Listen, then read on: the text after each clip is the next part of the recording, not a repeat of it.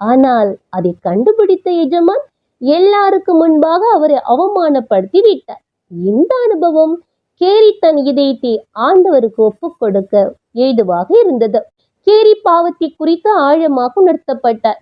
இதை அறிந்த அவருடைய போதகர் அவரை அழைத்து, ஒழுங்காக ஆலயத்திற்கு செல்வதனால் மட்டுமல்ல, இயேசு கிறிஸ்துவை தன் வாழ்க்கையில ஏற்றுக்கொள்வதன் மூலமாக மட்டுமே அவர் பிள்ளையாக முடியும் என்பதை அவருக்கு அறிவுறுத்தினார். இவை எல்லாவற்றிலும் மிக ஆழமாக தொடப்பட்ட அவர் முழங்காலில் நின்று இயேசுவை நோக்கி தன் பாவத்தை அறிக்கையிட்டு அவரை தன் சொந்த இரட்சகராக ஏற்றுக்கொண்டார். கேரி இங்கிலாந்து தேசத்தில் உள்ள மோல்டன் எனும் பட்டணத்தின் ஒரு சிற்றாலயத்தில் போதகராகவும் பணியேற்றார். இயேசு கிறிஸ்துவின் ராஜ்யத்தை விரிவடைய செய்வதே என்னுடைய முதன்மையான பணி என்றும், செருப்புக்களை தைப்பதும் பழுது பார்ப்பதும் தனது செலவுக்குத்தான் என்றும் தன்னுடைய ஊழியத்தை தொடர்ந்தார்.